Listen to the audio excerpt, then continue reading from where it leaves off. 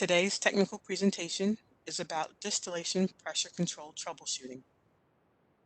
Distillation pressure affects everything: vaporization, condensation, temperatures, and capacities. If the pressure jumps up and down, the column is unsteady, period. Pressure controls are among the most troublesome distillation controls. It is therefore important to understand how pressure controls work, and more so, what can cause them to misbehave. This webinar will survey some of the most popular pressure control schemes used, their strengths, their weaknesses, and common troubleshooting issues. But Fluor has a very strong driven safety culture, and as such, it is customary for us to start our meetings with a brief safety topic. So I'd like to introduce Maureen Price. If you've listened to our past webinars, you know Maureen as the leader of Fluor's business transformation and innovation team, but she is also a process engineer through and through.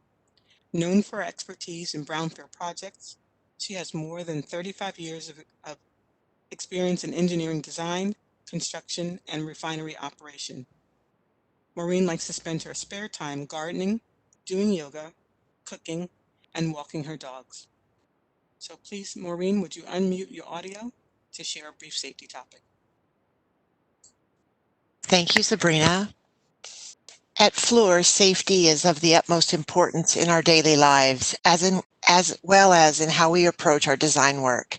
Inherently safer designs are always the goal.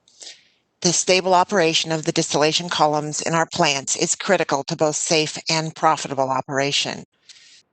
The exacting detail that goes into distillation column design, the questioning to understand the fundamentals of heat and mass transfer inside and outside of the tower, and the deep questioning of the observed plant and inspection data are as fundamental to safe operation and maintenance as they are to on-spec tower operation.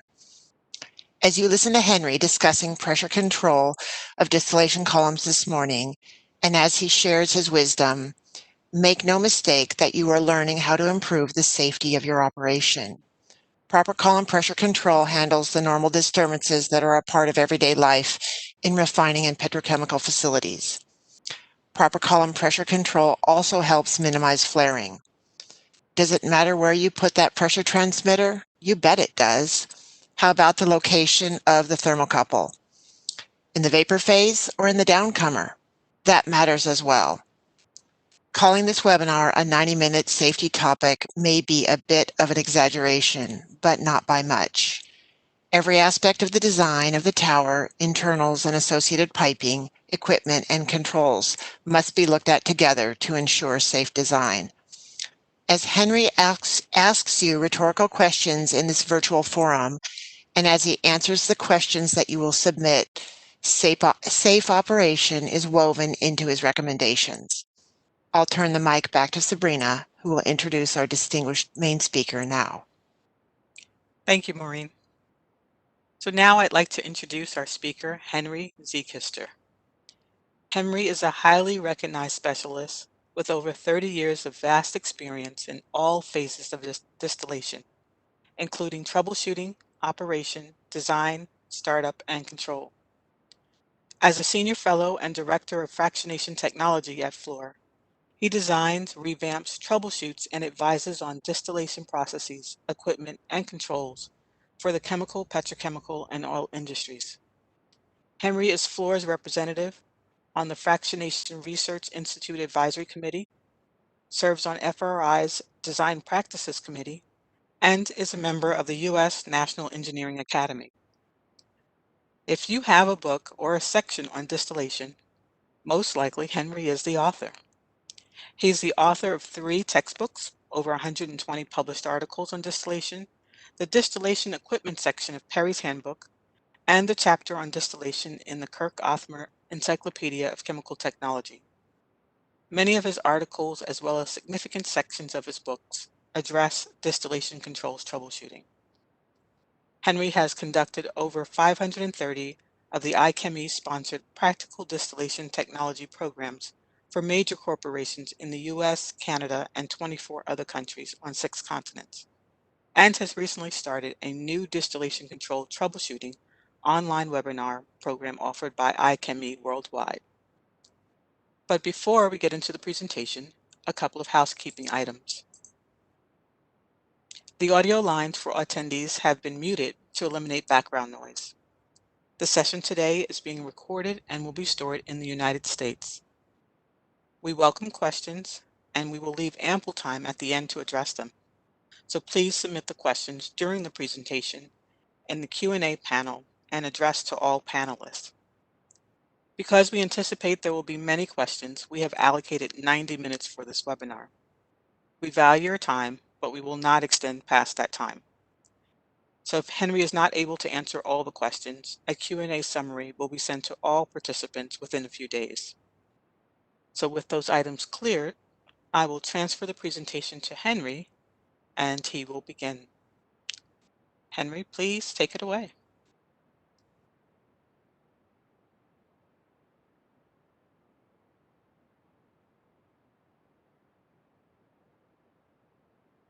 We can see your screen, Henry. But we cannot hear your voice yet. Ah, pues menos mal. Henry, we still can't hear you.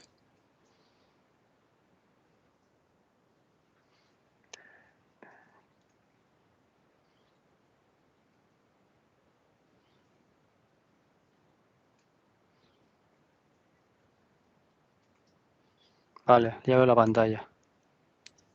Okay, Henry, we can see your PowerPoint, but not in presentation view, and we can't hear you.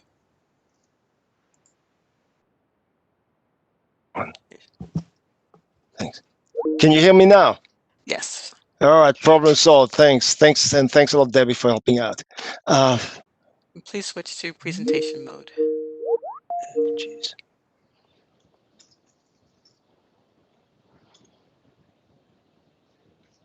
Now we can see your presenter's view. No, hang on. We have to switch screens there. Yeah. Perfect. I think we're in business now. Yes. Are we? Okay. Okay. Sí. Good morning, ladies and gentlemen, and welcome to the Flow Innovation Builders Distillation Pressure Control Troubleshooting webinar. Before we get going, I want to make a couple of general comments. Very often when I give these presentations, people come up to me and they say to me, you know, we've got a column in our plant that does exactly the opposite from what you're telling us to do. It's doing everything wrong. It violates all the principles, all the beautiful principles that you're talking about, but it works.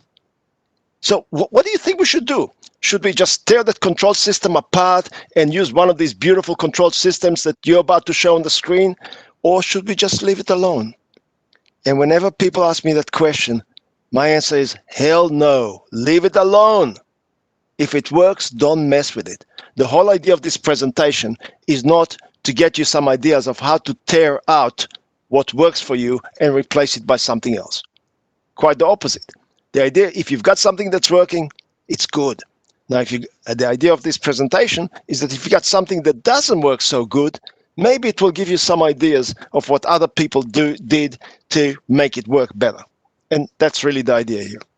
Now, the second thing that I want to mention, also a general comment, is that unlike trays or packings, that if you want to make a change for trays or packings, what you usually have to do is wait for the next turnaround so you can just open the tower, put a new distributor in or something like that. Not so with controls. With controls, you can try things out. If you all of a sudden latch onto some idea from that presentation or something, say, hey, that might be worth trying. Well, first of all, check that if you do that, it's going to be reversible. And if it's reversible, try it out. If it works, fantastic. If it doesn't work, go back to what you have.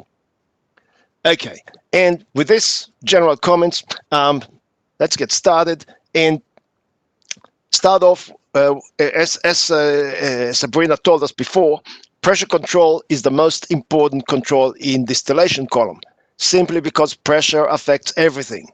It affects your vaporization, condensation, temperatures, the whole lot. If your pressure is unsteady, the whole column is unsteady, period.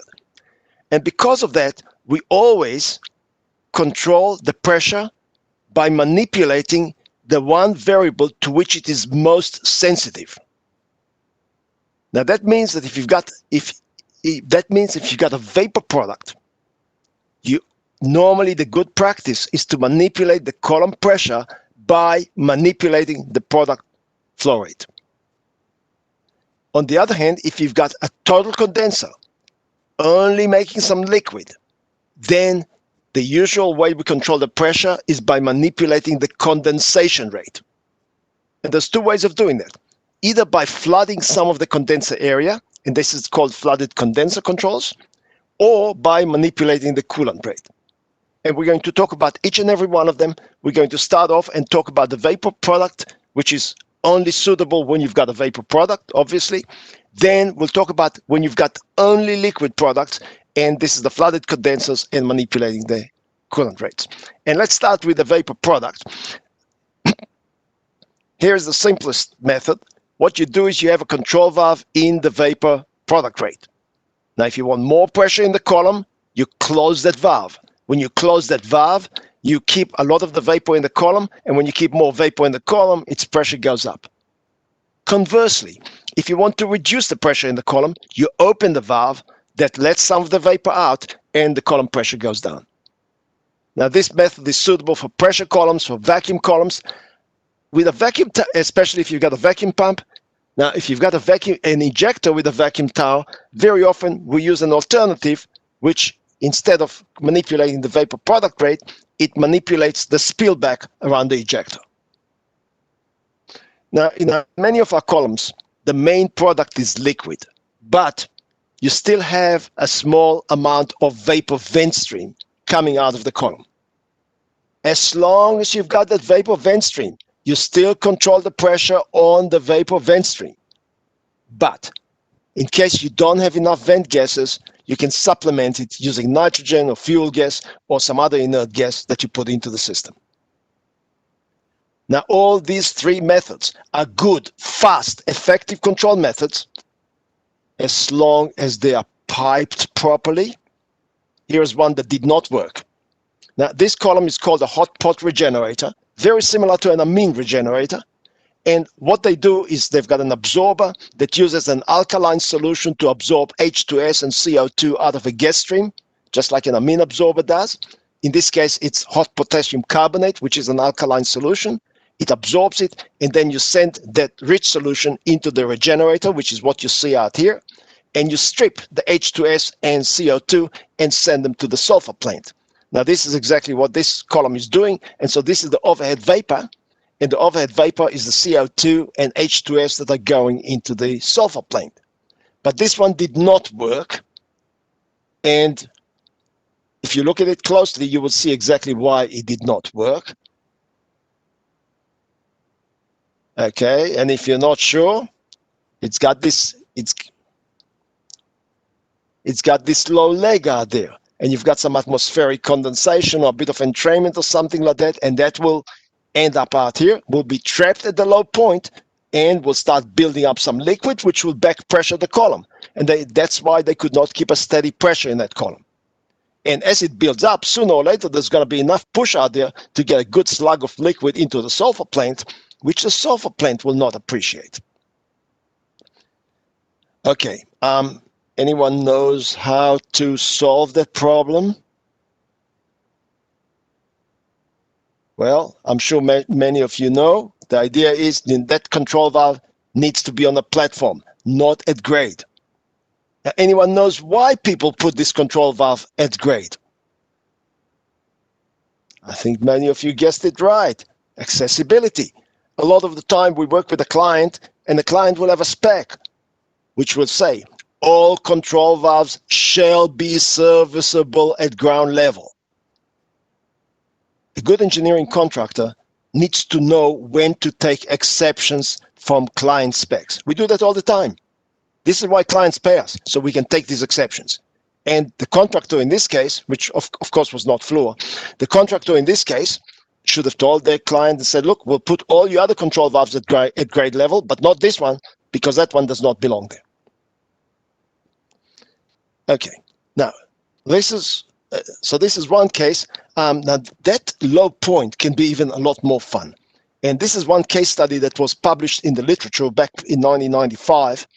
And I tell you one thing, even though it was published in the literature in 1995, I had a gentleman that came to one of my classes, and he swore to me that they had, once I described it, he says, hey, you're describing our plant experience. We had exactly the same thing. And the guy was a young guy, so he wasn't around in 1995, so it's obviously not the same case. But anyway, let me describe what happened there. Now, in this case, this is an FCC main fractionator, and for those who are not from the refinery, all it is, it's a fractionator, and the important thing that you need to know about it is that the overhead temperature of that is about 125 degrees C. That's all you need to know. Okay, and the way they control the pressure in this fractionator is by manipulating the steam valve that was driving the turbine that was driving the overhead compressor, wet gas compressor.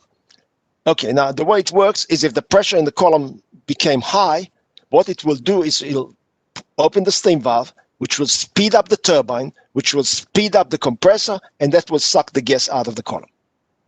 Vice versa, if the pressure fell in the fractionator, it will reduce the steam, slow down the turbine, slow down the compressor, and will keep the gas inside the column.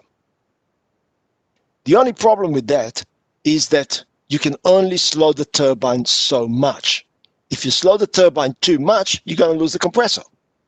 So for this situation, they had a split range pressure control. So if the pressure went, if you slow down the turbine to the limit, the next thing will happen is it will open this valve out here and send some hot gas from the compressor discharge back into the column, and keep the pressure up that way. Okay, the only trouble here, again, you've got that low point, just like we had in the last case. But here the situation is a lot worse, because in this case, throughout the whole summer, there was no need to use that bypass. There was always, the pressure never fell low enough so that you need to use that bypass. So that valve was shut throughout the whole summer. Now, picture what's going to happen in this line when the valve is all shut. This line is a vapor line, but it's sitting out there like a dead leg, and under atmospheric condensation, you've got vapor that's going to condense and build up in that case.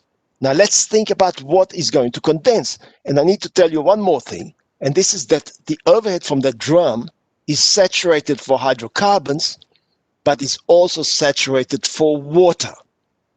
So what will condense in that line is both hydrocarbons and water. Now, after a while, the hydrocarbons will float on the water, and what will stay in the leg is a leg of water. And it will sit there. It's not going to bother anyone until next winter. Comes next winter. One cold day, the pressure drops in the fractionator. It slows down the turbine, slows it as much as it can.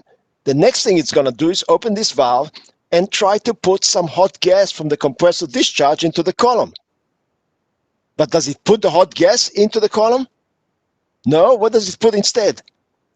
A cold leg of water, right? And so you've got the top of the fractionator sitting at 125 degrees C, and you're dumping into it a leg of water. This is all hydrocarbons here. You dump a leg of water in there, it will vaporize in an instant, and the pressure will surge. Now, these guys were lucky. They had a good relief valve that lifted within 20 seconds. And if it didn't lift that fast, they could have overpressured the column and blown themselves up. So they were lucky. And same thing with that gentleman that came to my seminar. The same thing. He had also. They were lucky to have this good relief valve. But they still had some fun. The compressor surge, stuff like that. But at least they stayed alive. So again. Now, I've seen the same system out here too. I've seen that quite a few times. I've never seen anything as spectacular as what described in that case study, and also by the gentleman that came to my seminars. But I've seen a situation in which every time they opened that valve after a period that was closed, they got a nice bump in the system. So again, the lesson of that: avoid these low legs. Now, in some situations, especially with these compressors, you might not be able to avoid them. If you can't avoid them, at least put some kind of a pumping trap or some kind of like a steam trap device that will take the liquid out. Make sure the liquid is fully drained before that valve opens in the next winter. Okay, now this really sums up all the methods I want to talk about when it comes to vapor products. And really the big lesson is avoid these low legs. And every time you've got vapor lines which are involved with the pressure control system, avoid any pockets. And if you've got to have pockets, make sure that there's means of making sure that there's no liquid accumulating in them. Okay, so we're going to move to liquid products. And as we said, there's two main methods that we use when you got liquid products, and one of them is the flooded condenser. And let me talk about that first. Now, incidentally, you see a lot of page numbers out there. Now, these page numbers refer to a couple of my books. DO stands for distillation operation. So if you want to read more about that, you will find it in distillation operation on page 530. Sometimes you see DT, the T stands for troubleshooting. That's another book, Distillation Troubleshooting, the page number, so it'll tell you where to look it up. In addition to that, when it comes to flooded condensers, there's an article that we wrote right on flooded condensers, and this article is referred to at the bottom out here. Okay, now there's a lot of variations of this flooded condenser control scheme. And I'm going to start off with probably the most common variation and the one that is really the basic variation of that. Now, what we do in this case is we insert a control valve in the condensate line from the condenser to the drum. And what we do is we keep a liquid level inside of that condenser. We flood some of the condenser area. Now, the flooded area does not do condensation. It does heat transfer. It subcools the liquid, but it does not condense. The only area that does the condensation is this red area out here. This is the only one that does the condensation. Now, when we open the valve, when we open the valve, we lower the amount of liquid in the condenser. We reduce the flooded area, which means it gains us more red area, more condensation area. You get more condensation, pressure goes down. Vice versa, if you want to increase the pressure, you close that valve. When you close the valve, you raise the liquid level, you reduce the condensation area, there's less condensation, pressure goes up. That's how it works. Now, don't forget the equalizing line. Because if you don't have an equalizing line, you can't control the pressure in the drum. And that equalizing line needs to be well-sized. And people say to me, what do you mean by well-sized? Believe it or not, the key to sizing the line is not that line. The key to sizing the line is this line, the condensate line. And the good practice is to bring that condensate line right there near the bottom of the drum. A few inches so that it can get out, okay, but near the bottom of the drum, without any slots, without any large holes out there. People very often put some holes in there, they say for siphon breaking or just in case there's some vapor that it will disengage and all that. Okay, if you really have to put a hole in there, make it small. No more than ½ an inch, ideally even less than that. But no more than that. Slots is not what you want. Now, the main problem is, let's say if you didn't have a slot, you just took this condensate and you splashed it into the vapor space. Now that condensate is subcooled. You splash it into the vapor space and you're going to condense the vapor in the drum, generate a vacuum, which will suck tons of vapor through the equalizing line. And then you need a huge equalizing line to do that. And if the equalizing line is not huge, you can end up with vacuum in the drum. And people have done that. And that's not what you want to happen. Okay, so because of that, again, bring it near the bottom. Now, what about the slots? Well, with the slots, it's the same type of thing, right? Okay, you've got a slot out, a big slot out there or a big hole out there, and it will squirt this cold liquid into the drum, into the vapor space. And when it does that, again, it will condense the vapor and it will suck a lot of gas, a lot of vapor through the equalizing line, and you need a very large equalizing line. Now, this is if you're lucky. Now, what happens if you're not lucky? Well, if you get a nice, good subcool in it, the vapor pressure of the liquid can be very low, well below that one of the drum. So instead of the liquid coming out, that low vapor pressure will actually suck the vapor in. So now the vapor is going to come in. And this is a dew point vapor, and you're contacting it with subcooled liquid. And that when it does that, it will hammer, bam, bam, bam, bam. That's what it does. And in fact, I want, and there's been, we're having these distillation symposia every odd numbered year. So the next one, 2021. In 2017, we had a distillation symposium in San Antonio, Texas. And in it, the Valero distillation expert, Daryl Hansen, gave a beautiful presentation. It's one of the best we've ever had. And in this one, he described exactly that kind of scenario. And to describe that scenario, what he did is he got his cell phone, hooked it, put it in a video mode, and hooked it onto a thermal camera. And he actually shot a thermal video of this line. And you could see that line going red and blue and red and blue. You could almost feel the vibrations as you were watching this video. This was fantastic. Really got you a good flavor to what is happening here. And we presented a paper at that time together with Holy Frontier on a very similar incident that happened to us. We didn't have this beautiful video that Daryl had, but what we did is in our case, it was a lot more violent. What happened is we had these bam, bam, bam caused some handles to fly off the of valves. We had a thermocouple that was breaking. We had a flange that got loose, and the client actually after they had that experience, and incidentally again that column was not designed by us, and after they had the experience, they shut the whole unit down. They said, this is too much safety. We don't want to compromise safety here, and we're not going to go back online until we fix the safety problem. And we had the pleasure of fixing it. And all we did is we closed that slot. That's all we did. Once everything came good. So beware of oversized slots or oversized openings of that line.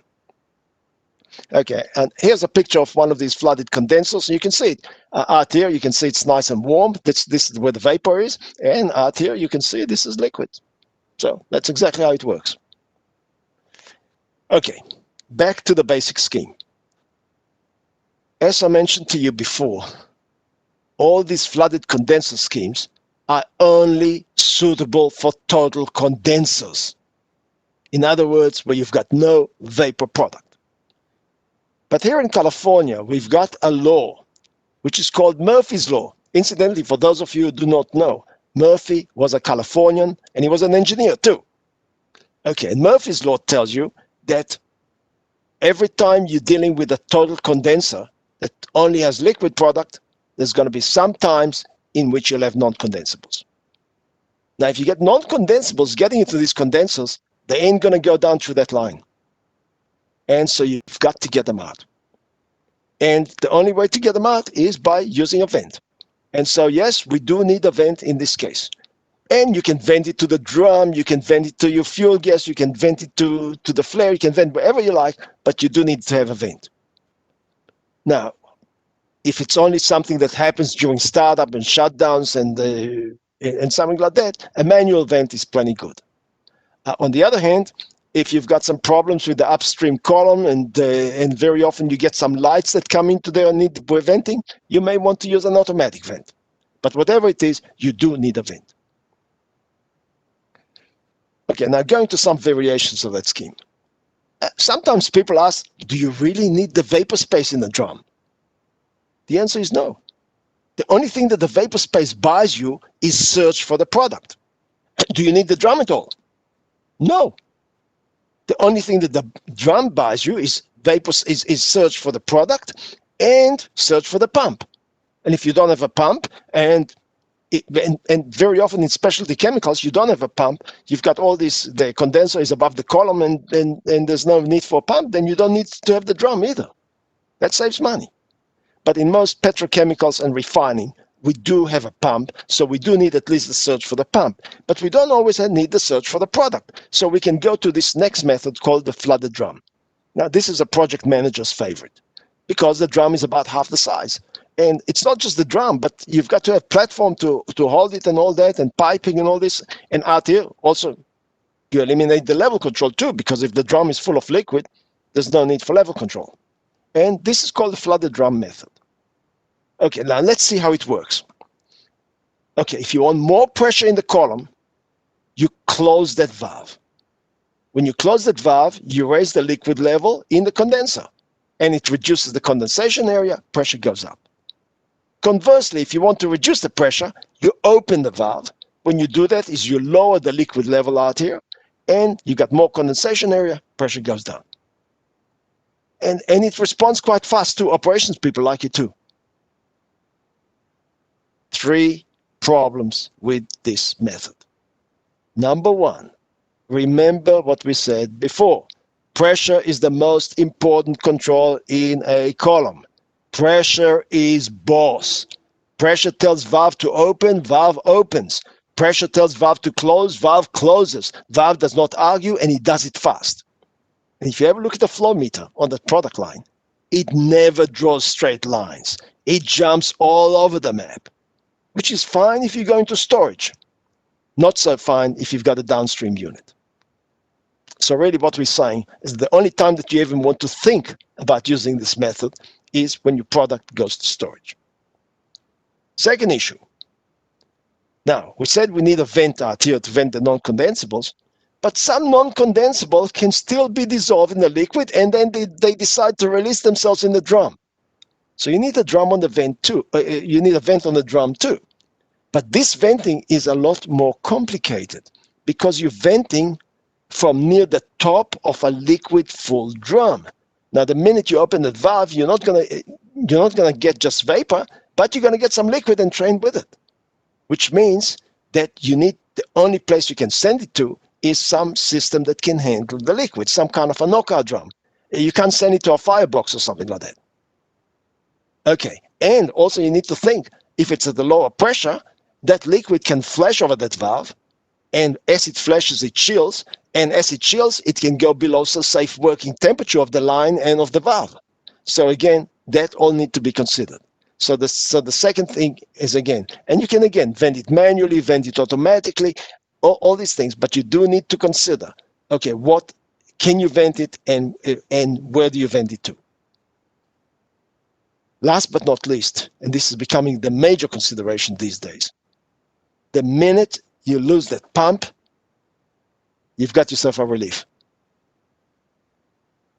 And this is because once the pump is gone, that liquid level will climb very quickly in the condenser, eliminate all the condensation area, and the pressure will just shoot right up. Next thing is the relief valve pops. And this is something that we don't like to do these days. And in fact, if you go back 20 or 30 years, there's a lot of systems like that. These days, clients shy away from that because of that relief concern. And in fact, we're familiar with one case in which a client completely bought themselves a new drum, twice the size, to give themselves the vapor space because they had a relief incident they did not want to see that happen again. Okay, so because of that, we're seeing less and less of these systems these days. And you might say to me, well, wouldn't the same thing happen with the other system? Okay, here's the other system. Would the same thing happen in the other system? The answer, it would, but only after that liquid fills the drum. Because until then, say you lose the pump, it'll just take a while to fill the drum, typically about 5 minutes. And 5 minutes is plenty of time for the operator to do something. The other one happens in less than a minute, and there's not enough time for the operator to do it. Okay, now I want to look at another aspect of this, of condensers controls, and this is the pressure balance. Okay, now for start, out here we've got this two. This is one point in which the two routes are together. There are the bypass and the main route to the condenser, and the same next place where they come together is the drum. So let's call it P1 and P2. Okay, and now P1 normally will be the same as P2. This is a pressure equalizing line, so these two will be the same. So at least out here, there's no pressure drop. Now, let's look at the pressure balance in the other route. And the pressure balance is what the driving force is the liquid head difference between the liquid level in the condenser and the liquid level in the drum. Right, now the resistance to it is the pressure drop in the valve plus the pressure drop in the condenser. Okay, and we can write it in a nice little equation here, and it tells you that for that head is going to be equal to that pressure drop plus this pressure drop. Now that means that if you got a high pressure drop in the condenser, you may not have enough head to push the liquid down, which will bottleneck your capacity. Okay, to overcome that, what people do is they put a valve in here. And so now that gives you a bit more pressure drop that you can play with, and it essentially helps the liquid head that you've got out here. Only question is, how are you going to control that valve? And conventional wisdom is to use a DP. And you'll see, usually they put a DP out there. Okay, only one problem with that. Those of you that follow the literature on the subject could have seen a paper that came out about 12 years ago by one of the experts in the field, a guy called Zach Friedman. And what Friedman is saying is that he's seen this method more than 100 times and he's never seen it to work. And he's got a good argument why it doesn't work too. And he says basically the pressure control and the DPC fight each other. Okay, let's see why. Okay, let's say the pressure in the column rises and you try to reduce it. So the pressure in the column rises. What it will try to do here is open the valve, right? Open the valve to give you more condensation area and generate a flow downwards through that line. Now, also when the pressure goes up, the DP goes up. And to reduce the DP, what will it do? Open this valve and sends more vapor out here, which will go backwards through there and fight the first control action. Now, Friedman presents three solutions to that. The first two I'm not too excited about, but the third one is actually quite a good one. And I'll mention that in a minute. Okay, but anyway, he says that he's never seen it to work. Well, I can't say that I've seen it 100 times. Okay, I've seen it maybe 10 or 20 times. And most of the time it did work. But I thought, okay, well, you know, I'll take it seriously what he's saying. And I thought, hey, I've got people coming to my classes. Ask them the question, do you have this control system? And if they said yes, does it work? And I was getting, basically I was polling about 80% of the people said it does work, 20% said it did not work. Okay, so then I've turned to the people that say it didn't work. Well, I said to them, well, if it doesn't work, what do you do? And they say, oh, we just put a DPC on manual. Which actually makes very good sense. Because there's no need for tight control on that valve. The only reason why we have that valve is to give ourselves pressure drop so we can get the flow forward through that route. So you can actually just have it almost throttle on manual and you'll be fine. And that's exactly what they're doing. And actually, one time that I had that discussion, I had one guy from the other group that said that it does work, and he jumped in. He says, "Oh, in our case, well, we don't put it on manual, but we slow it right down." Slowing it right down is putting it on manual. And actually, the good solution that I think from Friedman on that I like, the one solution I did like, is he was saying that instead of controlling the DP from the process variable on the PC, he controls it from the set point on the PC. Semi-manual. So again, if you've got a system like that and it gives you grief in automatic, slow it down, put it in manual, use Friedman's idea of using it from the set point. These are all possibly good solutions. Okay, one more aspect. Now, in many of these systems that we have, some of the stuff that condenses is water. Usually a small amount, and you don't want to reflux the water back into the column because it can cause corrosion.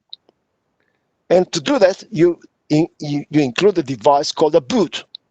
Now, the idea is that that boot collects the water that flows on the floor, runs it out there, and then you've got a control valve, and you take it out, you take the water out. Now, if you've got a boot out there, it needs to be properly configured.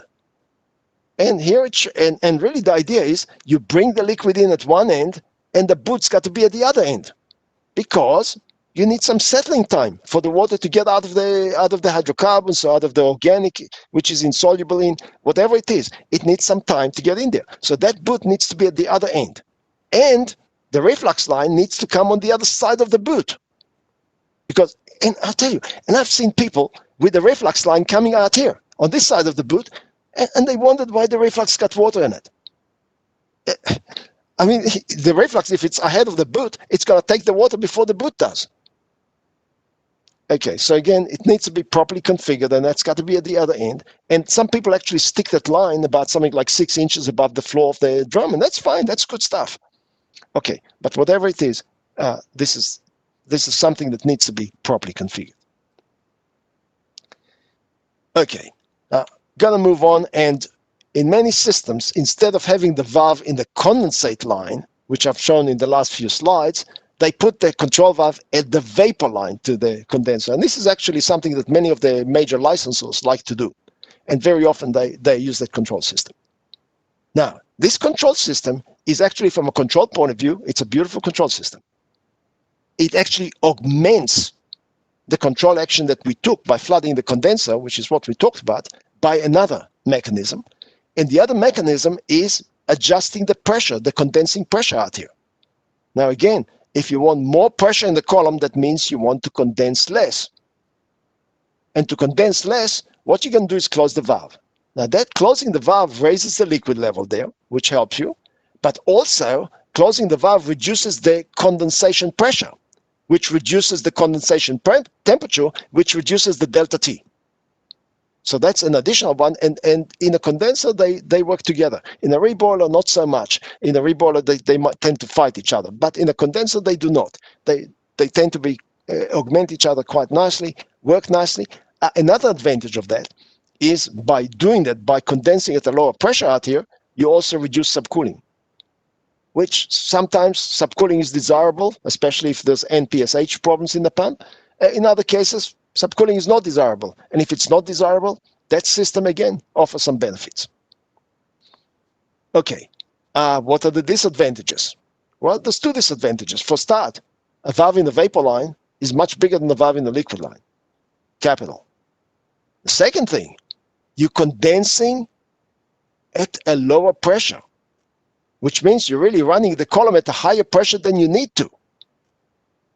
The other method just essentially runs the column at the same pressure that you need for condensation. Here, you run the column at a higher pressure than you need for condensation. Now, that means that with a higher pressure, you lose relative volatility. And when you lose relative volatility, you need to use more reflux and more reboil. Operating costs. And this could be quite expensive. So this method is more expensive both from capital, and also the condenser tends to be bigger because of that. So this method costs you more both in capital and in energy. But as we said, as a control method, it's quite nice. Now, if you got this method, there's one watch out. And the watch out is you don't want that valve to close. And just picture a scenario when something like that happens. And let's say this is winter time and the column is operating at low rates. Winter time, cooling water is cold. So that condenser is a real big and strong and powerful because it's winter time. Okay. And one cold day, the pressure in the column falls, and to try to bring the pressure back up, it closes the valve. And you just hope that it's not going to close it completely. Because picture the scenario of what happens when it closes completely. You got a few miserable cubic feet of condensable vapor in that condenser. And you've got a big, powerful condenser. Cooling water is cold. It's not a challenge for that cold cooling water to condense these few miserable cubic feet. And it does it in an instant.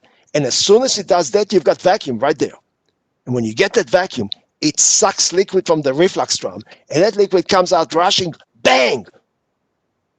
People have ruptured lines with that mechanism. Fortunately, it doesn't happen too often, but it does happen. It hammers like crazy. And you definitely don't want to be there when it happens. And the one time you want a valve to leak, it does not. Okay, so if you got a system like that, always look at the possibility. Can that valve fully close? And if the answer is yes, find some way of making sure that it doesn't. Valve limiter, bypass around it. There's a lot of solutions. But whatever it is, don't allow that valve to fully close. That's the lesson. Okay. Well, time to get to one of the all-time favorites, a hot vapor bypass. Now, this is when it comes to pressure control systems, we've done a survey some times ago, and in that survey we found out that when it comes to pressure control systems, this is the most troublesome pressure control system. And incidentally, most of the principles of that method have been in the literature for more than 60 years, proudly put out by Fluor. Fluor were the first people that actually addressed how this method works. We had a guy by the name of Whistler that used to work for us about 60 years ago, and he was the first person to write a paper on how the method works.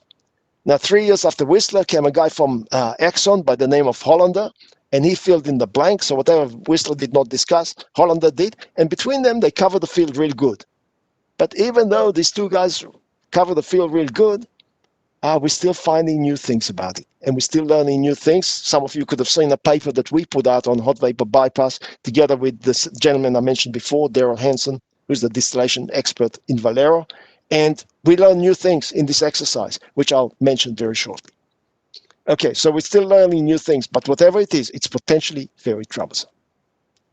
Okay, now let's see how it works. And the very first thing that catches your eye is that this condenser is below the drum. And you might say, why do we put condensers below the drum? And the answer to that is, well, you wouldn't think that this is something really worthwhile to do if your exchanger is a tiny little heat exchanger or something. But if your exchanger is 5 feet in diameter and 20 feet long, and there's 4 shells that and tubes that do the same thing, big advantage of putting them at ground level and not building a platform for them. Because remember, if your condenser is 20 feet long, the platform needs to be 50 feet long because you're going to pull the tubes at the turnaround. And it makes a lot of good sense to put it at ground level when you're dealing with big time equipment than to put it up high. Okay, so we condense it at ground level, then we pump it into the drum. But there's no pump. So how does that liquid get into the drum? And when I ask people, they usually say to me, by pressure. That's partially correct. The full correct answer is vapor pressure. Now, realize this one thing. That liquid that comes out of the exchanger is subcooled. When it's subcooled, what happens to its vapor pressure? Vapor pressure falls big time. Here are some applications, and you can see how big time. And let's just pick the middle one. 1 degree F, subcooling, reduces the vapor pressure in a debutanizer by 1.5 psi. And this can lift the liquid up 7 feet. Now, this 1 degree subcool, we're usually talking about something like 30, 40 degrees subcool. A 40 degree subcool will lift that liquid up to 300 feet, almost 300 feet. We don't want to lift it up to 400 feet. We want to lift it up to the condenser. Okay, so to the drum rather. So really, now forget about the bypass for a minute. Let's say there's no bypass. So this liquid in the condenser, the top of that, the surface here, is at the condensing temperature. Okay, the vapor condensing temperature. But the liquid here is subcooled, so the vapor pressure in the drum is that of the subcooled liquid. And that means that it can push it up 280 feet. You can put the drum that far high in the air. And if the drum is only 15 feet above you, it will push the liquid right to the top. And we don't want to do that. But to avoid that, what we do is we bleed some hot vapor. And that hot vapor heats up the surface. Now, the vapor pressure in the drum does not care what happens in the bulk liquid. It cares about what happens in the surface. And as long as you keep the surface hot, then or fairly warm, then you can do whatever lifting you want. And that's the idea. And so what we do is we manipulate the amount of hot vapor to essentially control the level of liquid in that exchanger. Okay, so this is a flooded condenser method just like all the others. Again, so if you want more pressure in the column, the whole idea is you need to increase that liquid level there, right? Increase the liquid level. To increase the liquid level there, you open the valve, sends more hot vapor, which heats up the surface. It heats up the surface, then the vapor pressure of that liquid goes up, the pressure in the drum goes up, and it sends liquid to the condenser. conversely, if you want to reduce the pressure in the column, what you need to do is you need to close that valve. You have less hot vapor. And when you have less hot vapor, then the surface temperature falls off. When it falls off, it gets lower pressure in the drum, and it sucks liquid from the condenser into the drum, and then increases the condensation area. That's how it works. Now, let's focus a bit more on the heat balance that we've got out there. Now, there's actually three factors when it comes to the heat. The first one is there's going to be a heat transfer from the bulk liquid to the surface. Now, this is essentially by a conduction mechanism. Very small amount of heat is being transferred, and this is because processed liquids are excellent thermal insulators. And if you don't believe it, next time when you run your simulation, ICES, Pro 2, whatever, take a look at the thermal conductivity of your processed liquid. And after you jot it down, pick up a copy of Perry's handbook and look up the thermal conductivity of asbestos, which we know is the best insulator that we have. And what you're going to find is that the thermal conductivity of a processed liquid is typically about 2-3 times that of asbestos. So it's not as good an insulator as asbestos, but it's not that far behind. And so the whole thermal gradient happens over 6 inches out there, and the rest of the liquid stays cold. And so that mechanism of moving is essentially heat going through an insulator, which is very little amount and very steady. You can change the subcooled temperature as much as you want, and it's not going to affect the motion too much.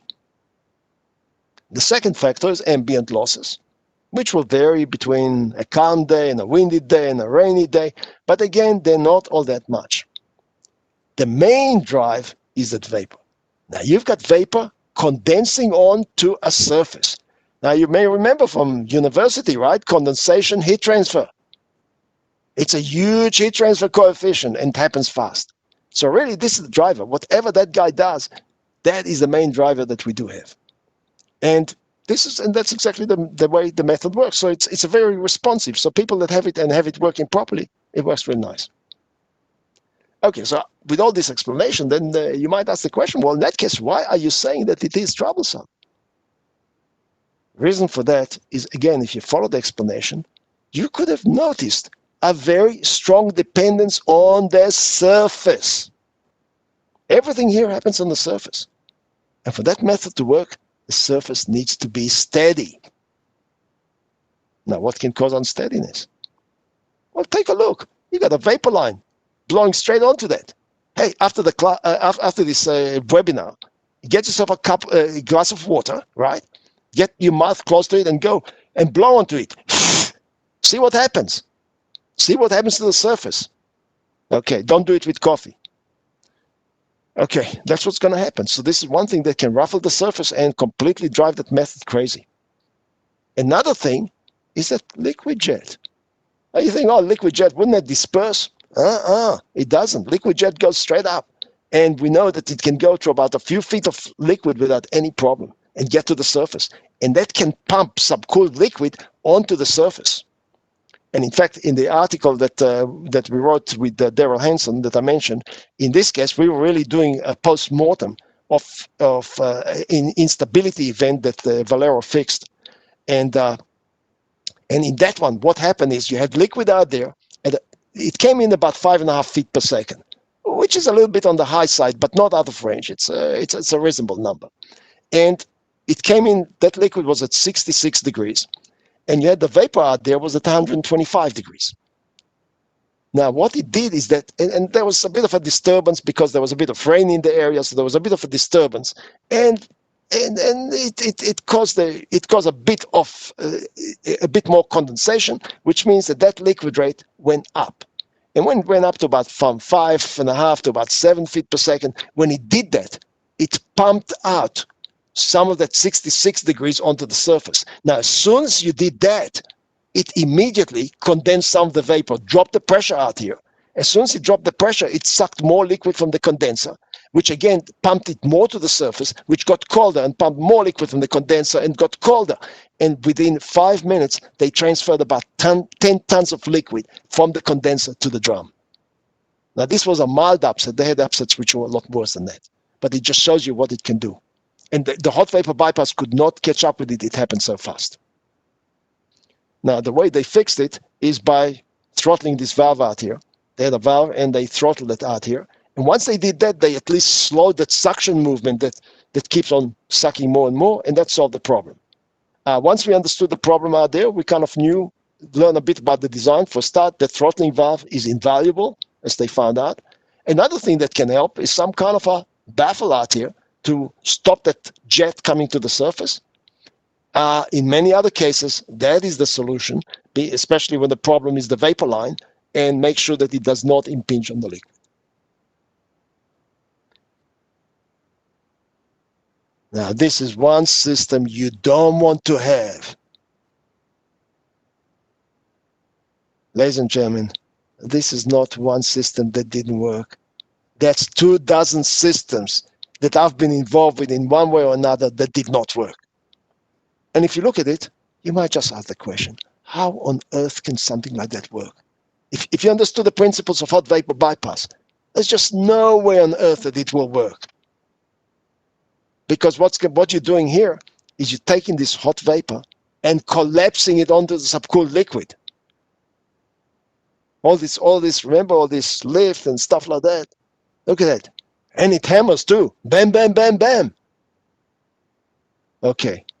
So again, in one of the instances that I was involved with, the client was saying to me, well, okay, fair enough.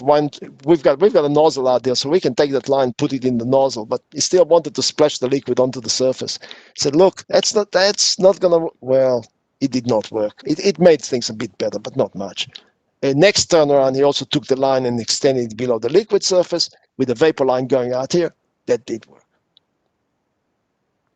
Okay, I think we've had enough of these of all these flooded condensers, and I just want to skip a couple of slides there and get into the coolant variation. Okay, now here's one more method. This is in which we vary the coolant rate. In this case, we've got the pressure control controlling the cooling water. From a control point of view, it works nicely. Pretty straightforward. You want more pressure in the column, you reduce the cooling water. Want less pressure, you increase the cooling water. Okay, 3 problems with it. Number 1, the minute you close that valve, you reduce the velocity in the cooling water tubes, which gives you accelerated fouling and accelerated corrosion. Number 2, when you close that valve, you increase the temperature, the outlet temperature in the cooling water, which again reduces which increases your fouling and increases your corrosion. And number 3, control valves that people use in cooling water are usually butterflies. Butterflies are very often oversized, and you end up with controlling between 5% and 7% open. Okay, but other than that, it's good. Okay, but sometimes, and you might say, okay, well, this is our last choice. We don't want to use that. Sometimes you don't have a choice. Sometimes you've got to use it. Not so much for pressure control, but for temperature control. Now, we already mentioned the situation in which we've got the main product that we've got is liquid, and there's also a bit of vent gas out there. Okay, well, normally we can just have the cooling water going flat out, but there's some situations where we cannot. For example, we've seen one situation like that in an ethanol column. So they had ethanol out there, that was the liquid product, and they also had some carbon dioxide, which they were venting out here. Now, if the temperature gets too cold, the carbon dioxide gets absorbed in the ethanol, gets the ethanol off spec. So you can't have that, so you need to keep the temperature warmer. You don't want it too warm, because if you have it too warm, you end up with ethanol going into the vent gas. You don't want that either. So you really need to do a temperature control. The only problem is you run out of levers to pull. So the only lever you've got available is that. And that's why you need to do it. As I said, not so much for pressure control, but mainly for temperature control. Now that can generate another problem, and I want to demonstrate it with the next case. This is one that's been published a long time ago. And in this case, this is something that happens, and the unique thing about it is the column overhead temperature was 120 degrees C. Okay, again, in this case, the drum was vented into an atmospheric header. So really, it was pressure controlled, but pressure controlled without a valve, because it was riding on the pressure in the vent header. So essentially, that's the pressure control there.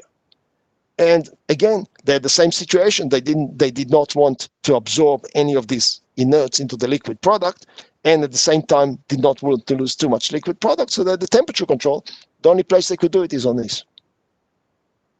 Now, just imagine one day, for some reason, the temperature fell. When temperature falls, it closes the valve. And if it closes the valve too much, you got 120 degrees C vapor boiling that water. And the water started boiling. Once you start boiling water out there, essentially it's a cooling water failure. Now, lucky enough, they managed to shut it down quickly enough before they lifted the relief valve. But nevertheless, that's an issue. And some of you could have seen there's a paper that came out about 2011 by a guy called Jacques Demerui from Sassol. And it was a classic. I mean, one thing that was in his favor is he didn't have cooling water, but he had condensate, okay, steam condensate. And again, they were struggling to make sure that they don't boil dead. They had all sorts of interlocks and things like that. And these guys were really had a lot of problem with this. Okay. Now, if you got air cooler, life is a lot easier. Okay, because out here you can control the pressure or the temperature, and again, more for temperature than pressure by the if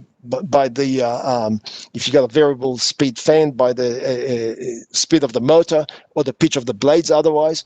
And these are good and effective methods, except they might get a bit of a bump every time you get a thunderstorm or something like that, but people live with it. If you've got refrigeration, changing the coolant is the standard way of doing it.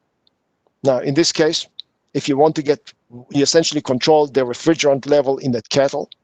So if you want to get more pressure, you lower the level of refrigerant in the kettle, which cuts back on the refrigerant flow. And as a result, you get less condensation. If you want to condense more, in other words, to lower the pressure in the column, you raise the level, you open the valve, raise the level, more refrigerant, and the pressure goes down. Again, very straightforward, a bit slow, but energy efficient. And because of that, whenever you see refrigerated columns, almost always you use this method. Okay, and one more method though I do want to mention. Now, back to the cooling water. One thing with the cooling water we mentioned before is that the low velocities cause the fouling and the corrosion. And that is a bigger factor than the warmer temperatures. And one way of overcoming that is by using a booster pump, just like that. Okay, so what happens is you recycle some of the cooling water, you recycle it back into the exchangers. You always keep the velocities up high, and this is kind of nice. And now there's lots of variations of this method. The one I'm showing here is my favorite, and became favorite after I was taught that by a gentleman called Richardson, that used to be the control expert for Union Carbide in the old days when we had Union Carbide, and the reason why it was his favorite and became mine at that time is because if you lose this pump, you still got cooling water going through the exchanger. Now, to make that happen, that check valve needs to work. And so you need to test it regularly, make sure that that thing works. And the idea of that is that because if it doesn't work and your pump fails, then the cooling water can bypass through there and go into the cooling water return, and you basically not gain its benefits.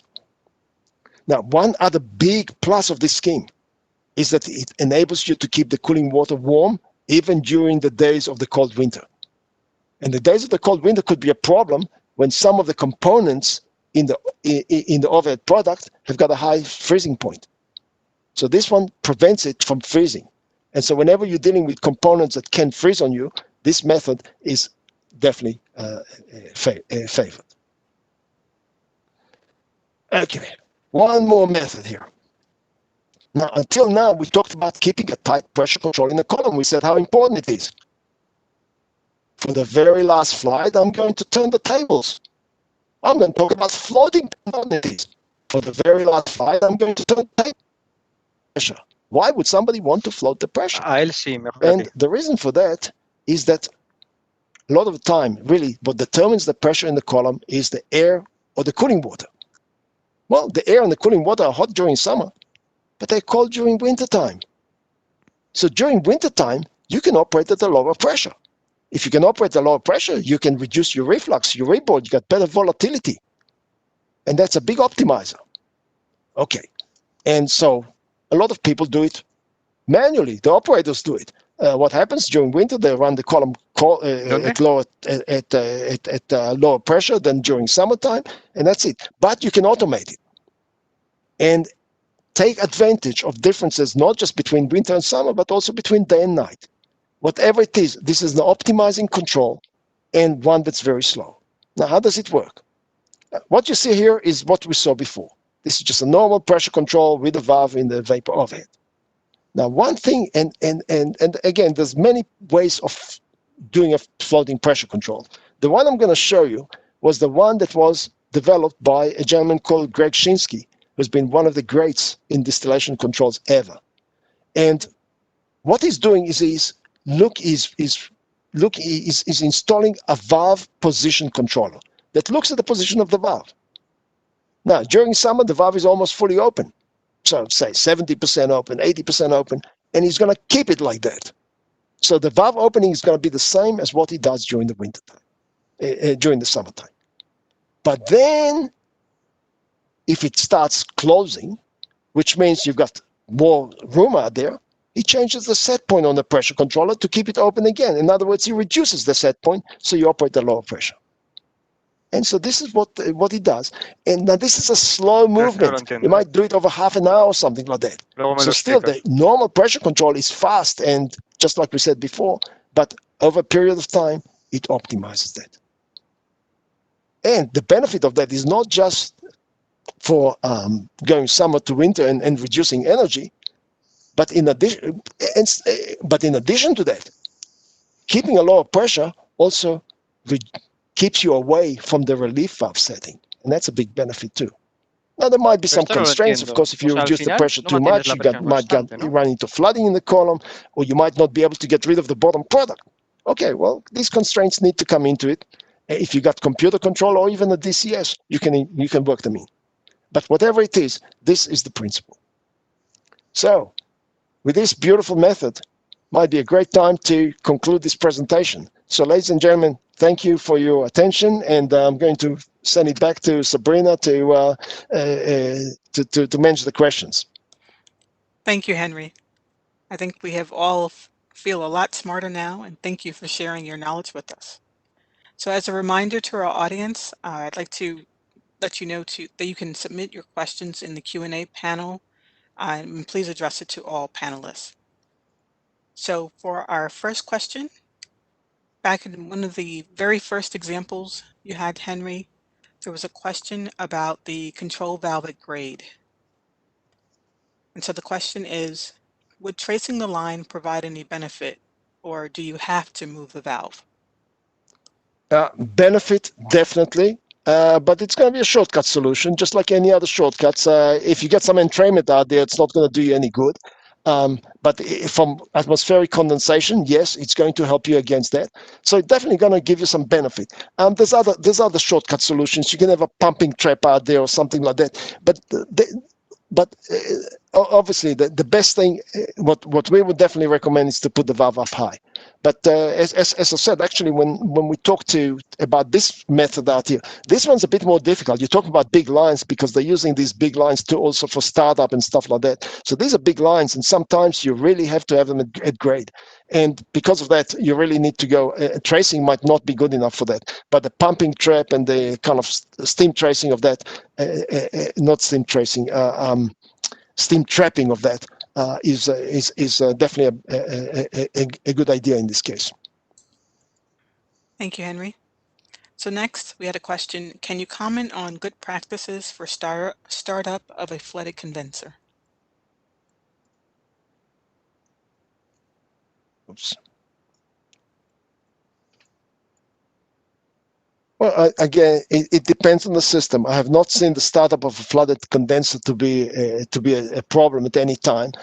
Initially, you just generate a little bit of liquid out there, get the level up in the drum, and once you get the level up in the drum, the whole thing is going to start working. The one thing that as long as you don't run into too much subcooling, you might want to cut back on cooling during that startup to make sure that you don't get too much subcooling out there. But as long as you configure the right way, that should not be much of an issue. The other thing, if you are concerned, fill the drum up with liquid to start off with, and then you've got that line sealed. Once the line is sealed, then you don't have to worry about the very rapid condensation that can happen otherwise. Thank you. For a flooded drum, can you not include an equalization line to the condenser and use it as a continuous vent system for non-condensable separated in the liquid full drum? Run it by me again. For a flooded drum, Yes. can you not include an equalization line to the condenser and There's no equalization line in that case. You do not need one. okay, but could you include it then? Could you include it? Yeah. Wait.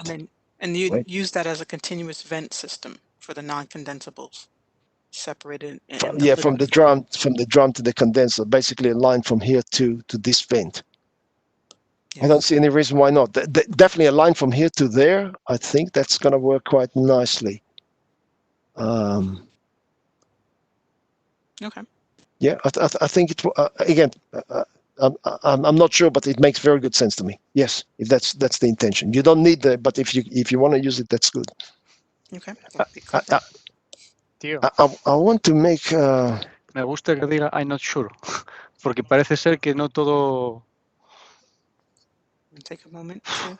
Yeah, I want to just think a little bit there. Ya. Yo ahora en las líneas estas de Um, balance y todo eso me lo The tendría que only replantear todo porque thing tendría que sentarme a pensarlo bien, ¿eh? I'm just wonder if backflow could be a problem in this case, and it can actually give you unflood the drum. I don't have any experience with that thing, but you know, there's some tricky hydraulics in the system like that. So, you know, I'm just wondering if you get that backflow that goes out No te here, oigo, no te oigo. No te oigo. and whether that can unflood, can unsettle the A drum ver. instead of doing what you want it to do, might do the opposite. Yeah. But it probably requires a closer look. It requires a closer look, absolutely. And I want to mention just how tricky it is. This is I'm going to skip to a No, slide that's es como un reboiler y el just pote go. condensado. There's something Tenía balance. this, and what I'm thinking of is an experience that we had. Hang on, that we had some times ago. Well, not some times ago. This was an article that was published by a guy called Manny from. He was a Canadian. I can't remember exactly what company he worked for, but okay, that is the system that they had. And one problem is that they needed to have a relief valve out here, okay, and they put that relief valve up here again above the drum, and that relief valve was chattering all the time. And the reason was it's that you've got a vapor pocket out here, and that vapor pocket condenses and expands and all that, and as it does, it sucks some liquid in there, and whatever it was, and so in other words, the height of liquid out there goes up and down, and sometimes that liquid banged against the valve, so it was chattering and it was leaking and doing all sorts of things. Yeah, that paper by Manny, I don't have if you look at my paper on flooded condensers, you'll find that reference to a paper by Manny. And really, if you want to talk about flooded drums and kind of get a good understanding of the hydraulics of that, take a look at it, because there's a lot of complicated hydraulics in that. So before you do any kind of lines out there, take a close look at Manny's papers. Mani. That was the way he spells his name. It was a classic, really was. Well, thank you, Henry. Okay. I think they will do so. Okay, another question. Are there specific services that lend themselves to having the valve in the condenser inlet? as I said, there's some licensors that do it routinely. Just every time you get something from that licensor, they always put it in there. And hey, it's a good control system. The only trouble is the cost. The cost, both the operating and the capital. So as long as you don't mind and the one other system, yeah, one situation lends itself. That was a good one time is when you want to minimize subcooling. And I know some people that sometimes find subcooling undesirable. And yes, because of that, they prefer to do it in the inlet. Thank you. So what are your thoughts about annotating PFDs with no pockets or self-draining as opposed to waiting until P&IDs are done? Absolutely necessary. I'll tell you, let me tell you a little anecdote here. Um, you know, believe it or not, remember when I told you that system is a big no-no? I've designed a system like that. Believe it? I designed a system like that. That was before I was joined Fluor, but it's nothing to do with the engineering contractor that I worked with.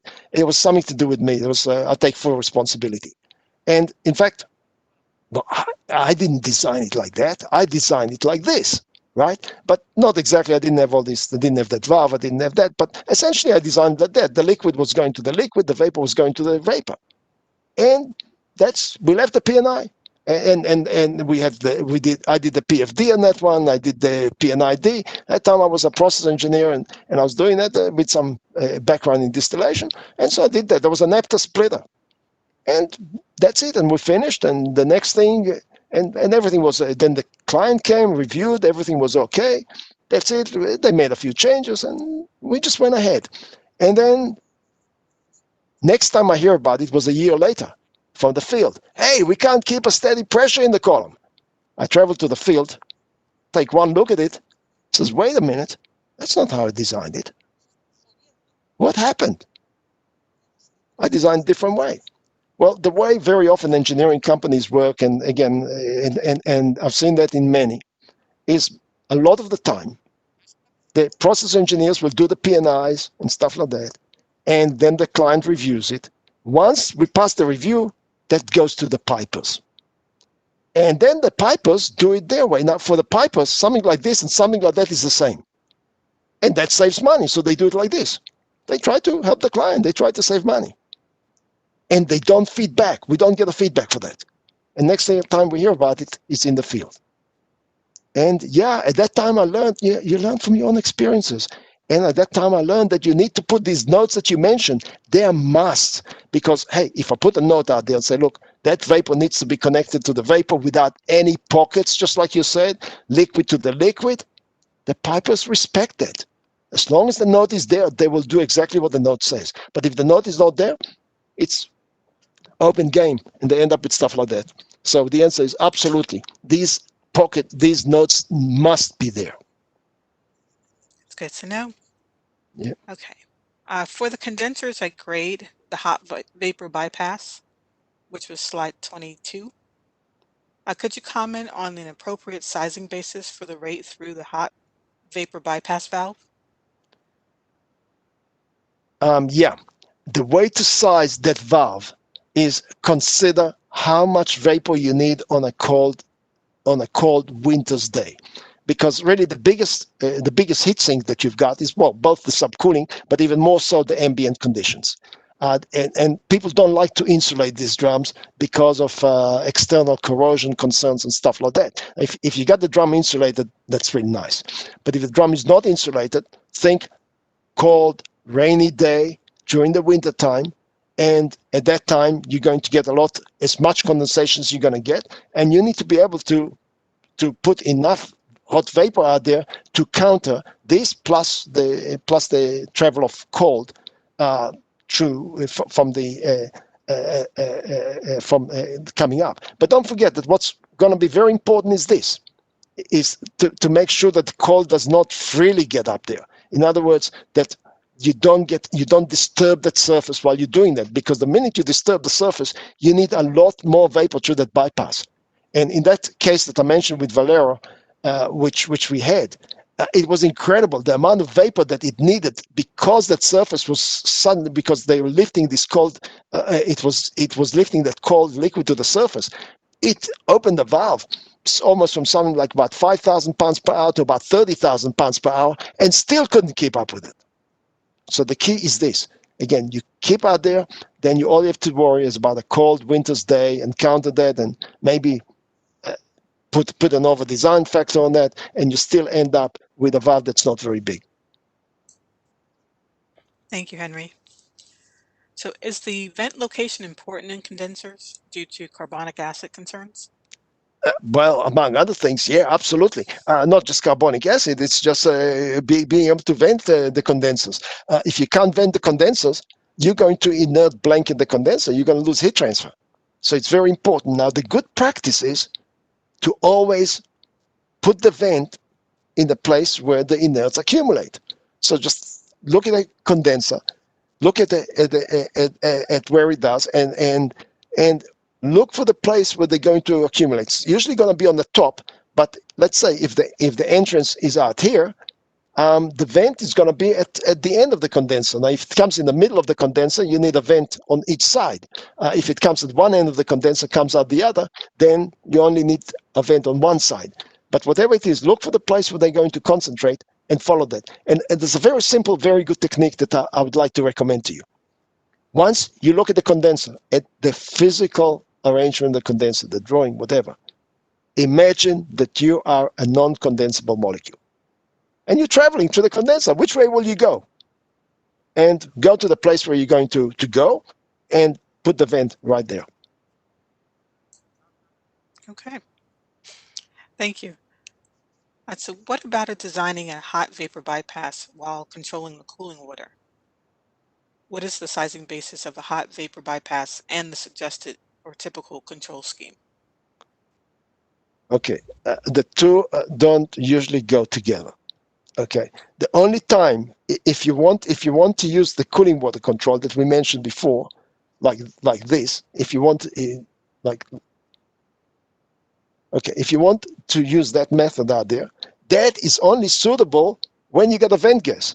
And if you got a vent gas, you don't want a hot vapor bypass. Hot vapor bypass is only for total condensing. So I would not marry the two of them together. So it's either or. If you've got total condensing, hot vapor bypass is definitely an option. But the minute you've got some vent gas, hot vapor bypass is not a good option. Thank you. So Henry, do you ever see pressure control via dynamic tray elements and sensors along the column? What do you mean by dynamic? The answer is no. Obviously, I don't see anything. The pressure control is usually it's either at the top of the column. Sometimes it's in the reflux drum, depending. If the pressure drop between the column and the reflux drum is not variable, you can put it on the reflux drum. Some people frown on it, but in some cases, it's actually used. Like for example, we're going back to this system out there. That is a very common one for pressure. This one is very commonly controlled from the drum because of the vent gas, and the vent gas and the inerts, they come into here, they don't come upstream. But usually with something like that, you design it for kind of not a variable pressure drop. So basically the pressure drop in the column is kind of tracks the one or tracks the one in the drum. So in this case, yes, but most of the time the good practice is to control it from the column rather than from the drum, and especially important if that line is undersized in this case. Now, incidentally, you've got a system like that. That line needs to be sized for self-venting flow, because you're going to get some vapor, you're going to get some liquid. You don't want to choke that line. So it needs to be sized big enough for that. And then you can put the drum, the pressure drop in the pressure control in the drum. If that line is not sized for self-venting flow, you can have liquid backing up and coming down, and you might have some fluctuations in this situation. But I haven't seen, I don't have any experience with some pressure from various points in the column. So it's either the top of the column or the overhead line or the drum. Thank you. So with a higher degree of subcooling in flooded condensers, the internal reflux in the column does affect column pressure and the traffic inside the column. Have you seen any issues with that in distillation columns? And we're talking about straight distillation.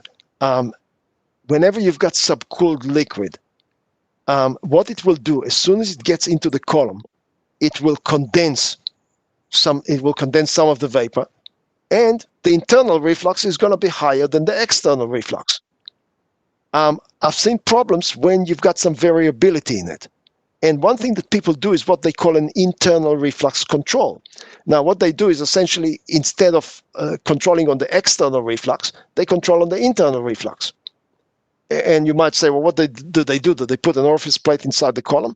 The answer is no. What they do is they do a calculation. So what you do is you're going to take the flow rate of the reflux and realize the first thing is, as it gets into the column, the subcooled reflux will condense some of the vapor and come to equilibrium. So you can actually calculate how much heat it needs to get to the boiling point, which is essentially the column overhead temperature minus the subcooled temperature, right? By the heat capacity, by the flow rate. And then when you divide by the latent heat, you know how much stuff it will condense when it comes to the column. You add it to the reflux, and this is your internal reflux control. And when you can do that, in this case, that can smooth a lot of fluctuations. I know this was, again, before I joined Fluor, we were doing some work with a refinery in Kuwait. We're doing a whole revamp on them. And one thing that their client told us is that they've got a big problem during wintertime because they get thunderstorms. And in Kuwait, water is at the premium, so everything is air condensing. And when these thunderstorms hit an air condenser, you know what it does to the pressure control. It just drives it crazy. And one thing that we've achieved, had a lot of success with, is by putting these internal reflux control loops on the columns. And so these are things that can help you out. And so normally you should not see a problem with that. Now I want to take one exception to this.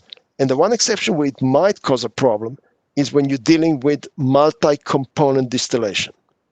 There's some kind of this. I got a few columns in my unsolved mystery files on that, and for some reason, when you get a highly subcooled multi-component reflux, that can cause some. I believe it might be choking the upper downcomers when it does that. So that could be a problem. Also with packings, it could be a problem too, because with packings, it might lead to some maldistribution. But other than that, and in these cases, you might want to go with that control system that we mentioned before that reduces your subcooling. But normally, I'd say all these cases I mentioned are exceptions. Okay, Henry, we have time for probably just one more question. So staying with the flooded condenser, would a seal leg in the drain line from a flooded condenser work?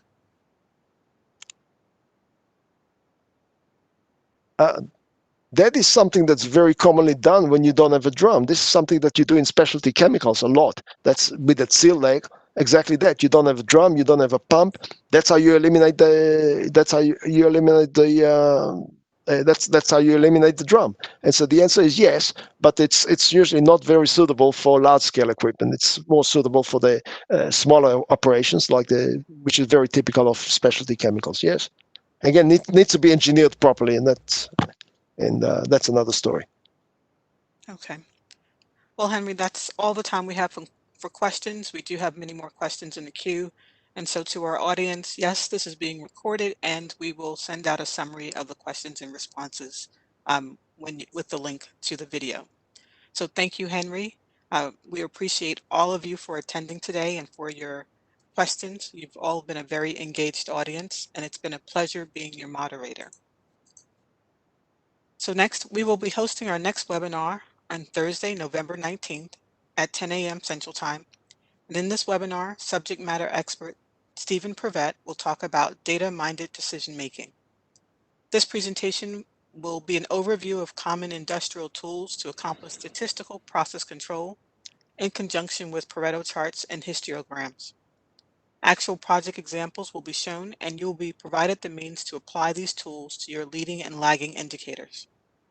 So please keep in touch with your Fluor contacts, follow our social media postings, or head to the Innovation Builders page on fluor.com to register for future webinars. We appreciate your attention today, and thank you for joining. We will send out a compiled list of the Q&As within a few days, and we will notify you when the webinar recording is available on Fluor.com.